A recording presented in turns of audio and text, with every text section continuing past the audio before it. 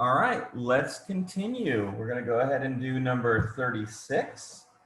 36 says, let's see. We're going to take the limit as x approaches -2, x squared plus 5x plus 6 over x squared minus 2x minus 8. Again, the first thing I'm going to do, I'm going to check what happens if I just plug -2 in. Okay, so just plugging.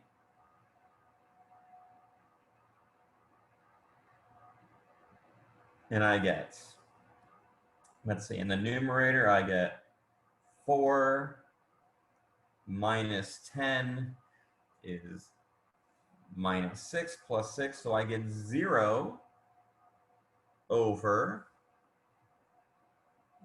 4 plus 4, 0 over 0. Okay, so that means that I'm going to have to do something more. Okay. Going to have to go with a different approach. But again, I know one of the factors. The factors of both the numerator and the denominator have to have x plus 2 as a factor. It doesn't really matter for this particular problem, but if I have a long one, like if I have a higher degree polynomial, it will matter. It will give me something. It will be a lot easier to work with knowing that, okay? So I'm going to take the limit as x approaches -2. Excuse me here.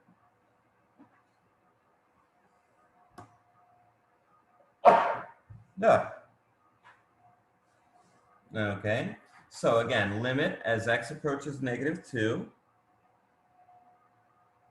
x plus 2, x plus 3 in the numerator,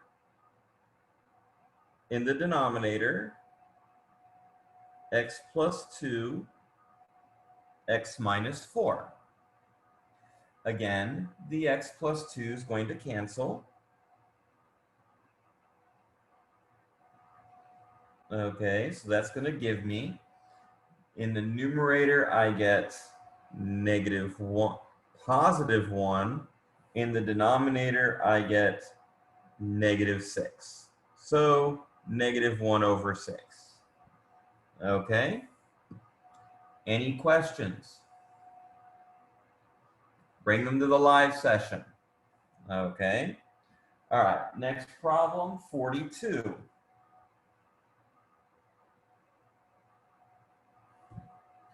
42. Take the limit as x approaches -2, 5x plus 1 divided by x squared plus x minus 2.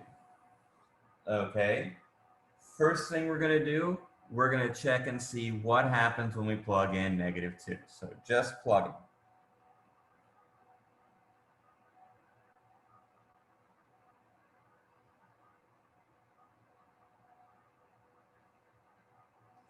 Okay, so we're going to get, in the numerator, we get what? -10 plus 1, -9. In the denominator, we get what? 4 minus, oh, we get -9 over 0. Ooh, that's a problem.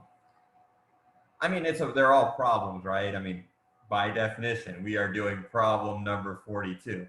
But this is something we haven't seen yet, okay?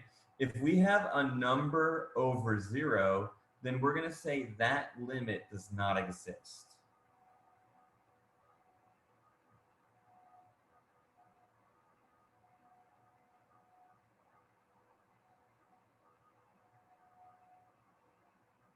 Okay, anytime we get a number over 0, we say that limit does not exist.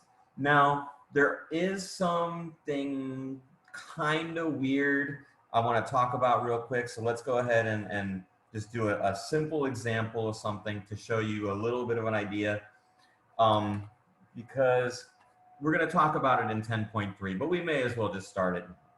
So we're going to talk a little bit about infinite limits. Okay, just real quick. We got time because I have infinite time, right? So just to look ahead.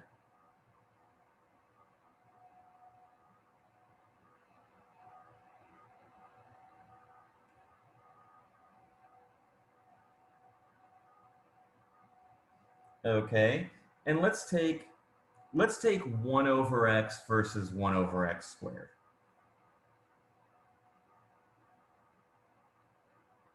So if I look at the function y equals 1 over x,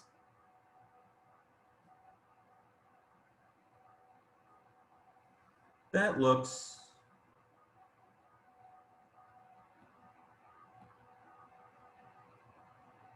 like so here, like so here. Okay, so now,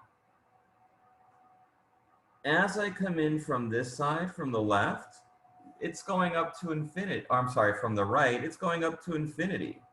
And as I'm going here down, it's going down to negative infinity. Okay, those limits, we consider them to not exist, and yet still we can give them a value. Okay, so I think the proper language, let me just real quick look. Okay, the precise term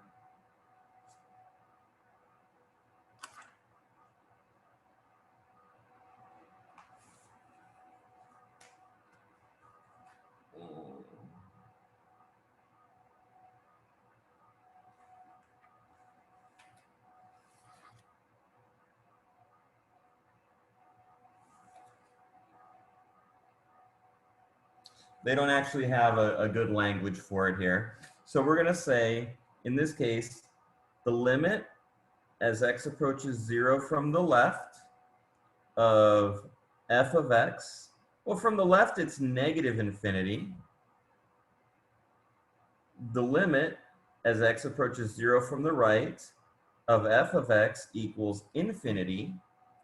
And then the limit as x approaches 0 of f of x does not exist. But technically, none of these limits exist.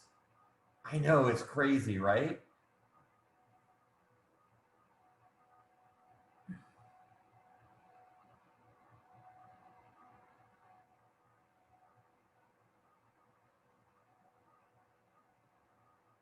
Because infinity is not really a limit, all right?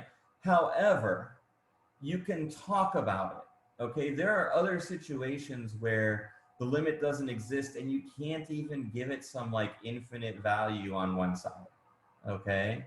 So just be aware of that, okay? But now let's take a look at y equals 1 over x squared.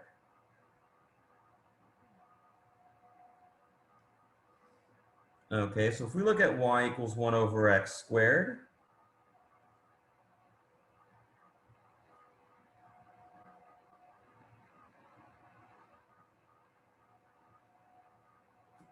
okay, that looks like so. So the limit as x approaches 0 from the left of f of x is infinity.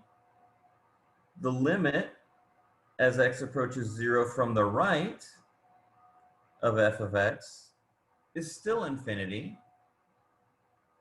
And the limit as x approaches 0 of f of x is infinity.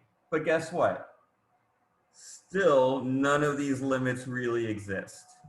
Okay? So none of these limits really exist, but there is a way that we can talk about them. Okay? All right. Just so that you know, this situation is actually sort of like the 1 over x, and I'll explain that when we get into 10.3. But this limit does not exist. When you have a number over 0, that means you're going to have infinity going on, okay?